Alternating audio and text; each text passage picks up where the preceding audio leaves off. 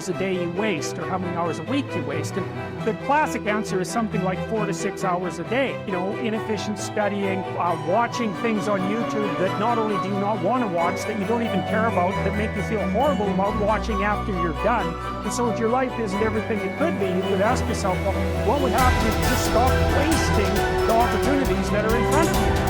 I should lose weight. I should work out. I should work harder. And then you know what? People don't do their shoulds. They get mad at themselves. And suddenly the thing you said should happen has to happen. That's when human beings change. Let's make it happen right now. Me and you, let's make it happen right now. Me and you, because you're smart enough. Progress has been made, but you got to keep on working. It's like God can't find the illusion that we have made it. No, let me tell you something. You got to keep on working. And we're going to make it happen, my man. Hey, sister, we're going to make it happen, but you got to get out your comfort zone. Because the next time you get an opportunity, you got to be ready.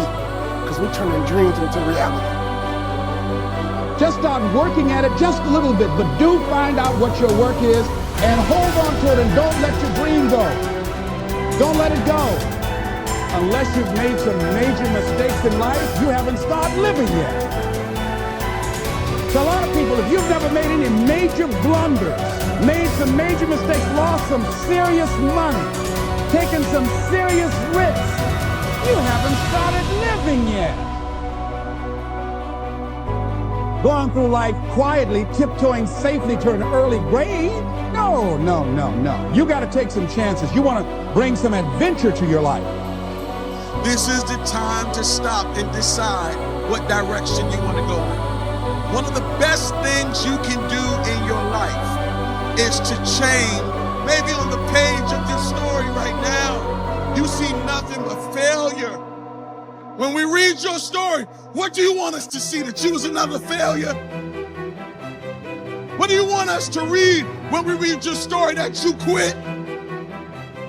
What do you want us to read when we read your story? That you gave up? That you threw in the towel? But here is what we're gonna do. We're getting ready to turn the page, because when you turn the page, you're getting ready to write a new story. Now is the time where you're gonna begin to open up your mouth and declare that I'm gonna build a legacy. Waste no more time arguing what a good man should be. Instead, be one and leave a lasting legacy for the next generation. This legacy should not be measured in material wealth, but rather in the strength of character and faith that you pass on.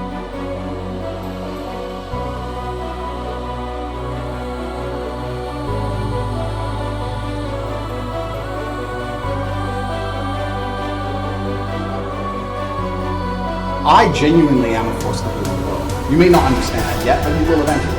And I genuinely believe I'm acting under the instruction of God to do good things. I want to make the world a better place. I genuinely believe my legacy is a good legacy.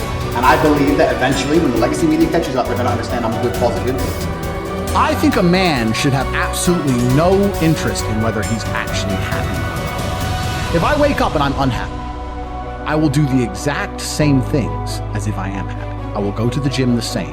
I will work the same.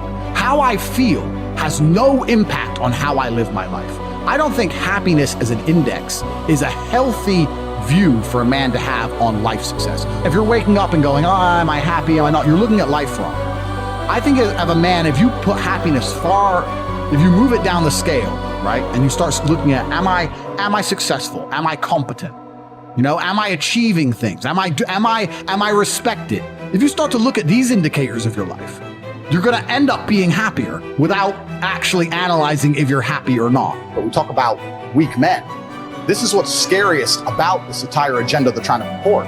Because their ideas, like the feminist idea and like the mainstream idea and like Logan Paul's ideas, all their ideals is if we weaken men, then if they become weak enough, they'll no longer be a threat. And I argue that point absolutely. I think the most dangerous men on earth are the weak men. I think inside of every single man, we're born with a fire inside of us that we do not control can destroy ourselves and other people. And if you look at men who have no emotional control, because that's what they're trying to teach us to have, they're saying, listen, you're a man, you're allowed to just cry all the time and have no emotional control, no stoicism, just react to your emotions. Do you know what happens when you tell men to just react to their emotions? Anger. You have school shootings, you have rape, You have violence. That's what happens when you tell men to have no emotional control. These school shooters are kids with no emotional control. Rapists are men with no emotional control. Violence and the bullshit you see on the street are men with no emotional control. Telling men to not be stoic is going to create a breed of violent young men who have no emotional control, can't control their emotions, and act out on them. That is absolutely not be more dangerous to society than me coming along and saying, listen, I don't give a how you feel, young man. It doesn't matter how you feel. You have duties and you have responsibilities as an adult. You must comply and act a certain way regardless of how you feel. That is better for society as a whole, especially as I'm only teaching the tenets of, listen, go to the gym anyway. Doesn't matter. Don't feel like it. Go anyway. Listen, your girlfriend left you. Your heart's broken. You're not allowed to stalk her. She doesn't want you. Get the over it. What I'm saying is good for the world. They're saying, no, act out your emotions. Cool, you're creating stalkers, rapists, and school shooters. These people are fucking dangerous. Knowing yourself is the beginning of all wisdom. Simplify your life. Don't waste the years struggling for things that are unimportant. Don't burden yourself with possessions. Keep your needs and wants simple and enjoy what you have. Don't destroy your peace of mind by looking back, worrying about the past. Live in the present. Simplify. Our life is what our thoughts make it. Do every act of your life as if it were your last. In a word, your life is short. You must make the most of the present with the aid of reason and justice, since it is possible that you may be quitting life at this very moment. Govern every act and thought accordingly. Adapt yourself to the life you have been given and truly love the people with whom destiny has surrounded you. If you accomplish something good with hard work, the labor passes quickly, but the good endures. If you do something shameful in pursuit of pleasure, the pleasure passes quickly, but the shame endures. A musician must make music, an artist must paint, a poet must write, if he is to be ultimately at peace with himself. What a man can be, he must be. I will keep constant watch over myself, and most usefully, will put each day up for review. For this is what makes us evil, that none of us looks back upon our own lives. We reflect upon only that which we are about to do, and yet our plans for the future descend from the past. Excellence is never an accident. It is always the result of high intention, sincere effort, and intelligent execution.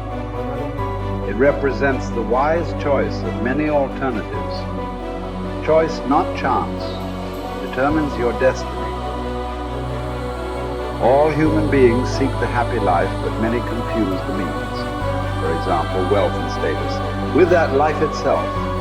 This misguided focus on the means to a good life makes people get further from the happy life. The really worthwhile things are the virtuous activities that make up the happy life, not the external means that may seem to produce it. Mark how fleeting and paltry is the estate of man. Yesterday an embryo, tomorrow a mummy or ashes. So for the hair's breadth of time assigned to thee, live rationally and part with life cheerfully, as drops the ripe olive extolling the season that bore it, and the tree that matured.